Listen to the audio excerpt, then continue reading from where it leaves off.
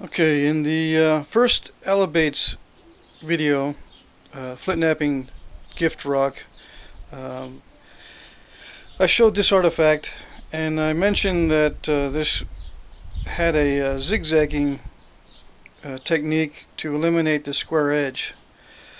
But I'd like to expand on that a little further. That's just one explanation of what happened to this piece, and it might not even be the correct explanation.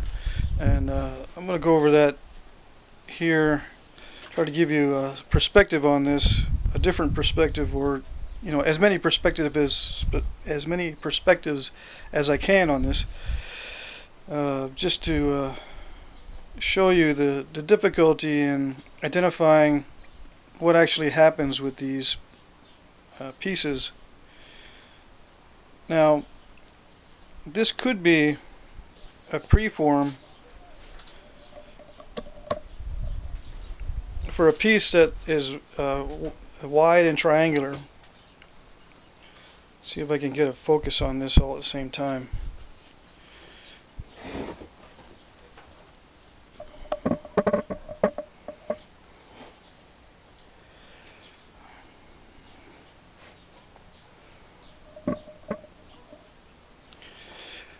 Now I'm going to trace this outline.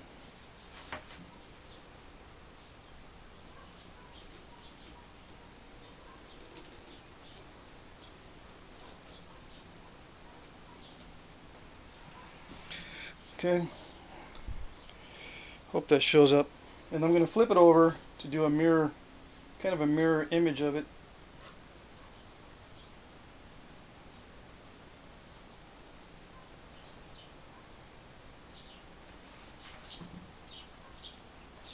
And trace that.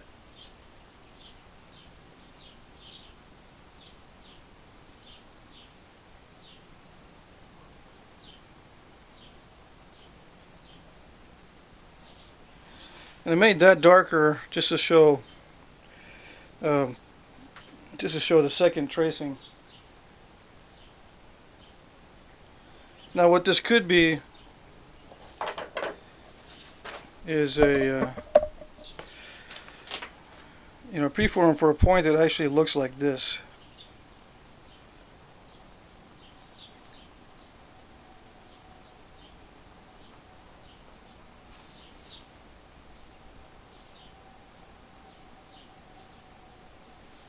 Okay, and these edges are being worked.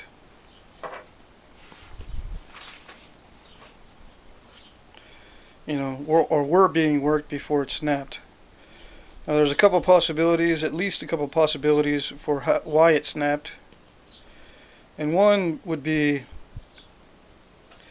that during this punch notching, these notches were supposed to be deeper, and it snapped during the notching. It just snapped all the way across the blade. That's one possibility.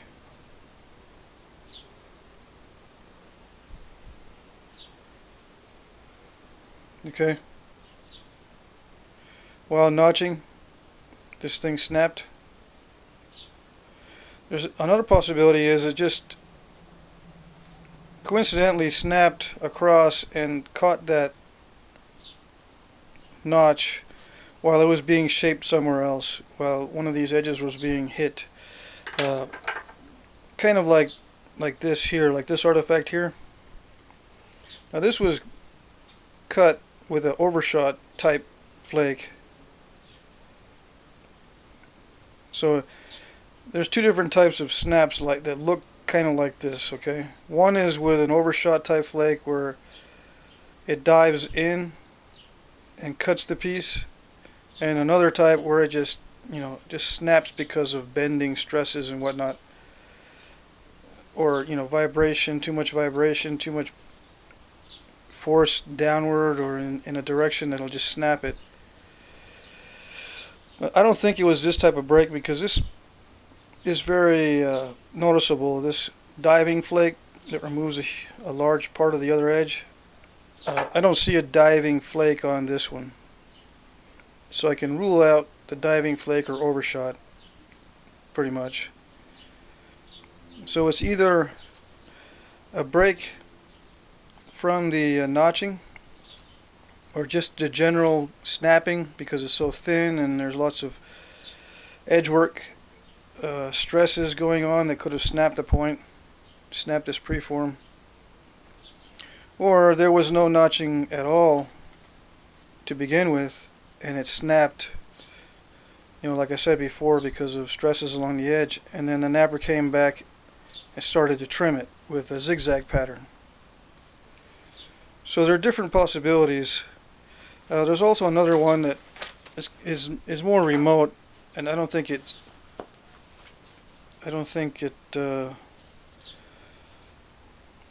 it's accurate, but it's a possibility that this could actually be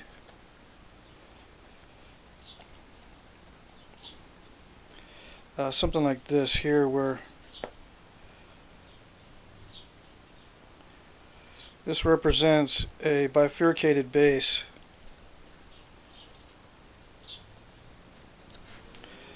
Of course, the top is kind of a weird looking, it's kind of funny looking with this option, but this is also an option too, where the napper was trying to bifurcate the base and it snapped across the blade. And then later on, you know, these notches would be deepened. The same with this here. The contours would be different here. And there are Pedernales points and such that look like this. So this is also a possibility, but I consider this a more remote possibility than this one. Or the possibility that this was being reshaped after a snap in an oval shaped preform. You know, it's being sharpened into a knife or whatever. So I just want to give you some perspective on that. After considering all of this, I think this one here is probably the best possibility after looking at it. When I first grabbed this the other day and started looking as to why there was a zigzag looking pattern here, I thought it was just to get rid of this edge. But this is probably a much better possibility in why this artifact looks this way. I don't know. If you guys have other ideas, just leave a comment, and I'm sure I left something out, or I left out a possibility. So, alright, hope that made sense. One other thing is this break here looks ancient, and you may be wondering what causes something like this. It's kind of like a Burin flake where it struck this way, and you know, the opposite way you normally strike it. You'd strike it this way either by accident or by dropping it, and the flake travels in, you know, the crack is perpendicular to the face of the tool instead of being, you know, parallel to the face of the tool, with a you know, the traditional bulbar percussion being part of the face. This could have been the opposite way, where it struck this way either by accident or on purpose, and then a large chunk taken out. I can't see, I don't think that was done on purpose, so it's probably a break by accident. But that's how those are caused. It's caused like from a Burin type of strike, and you can look up Burin flakes.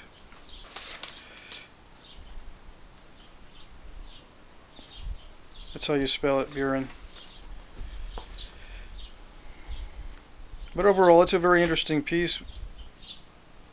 I like these broken pieces, these broken artifacts. It tells you a lot about that particular stage and how it was being worked.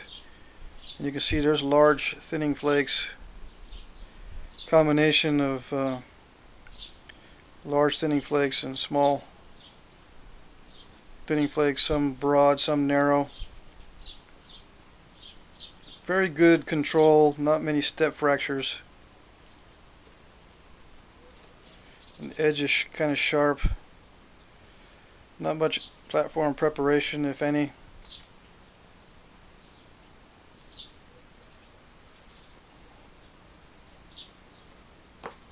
And generally no attempt to finish this piece for whatever reason. Okay, that's it.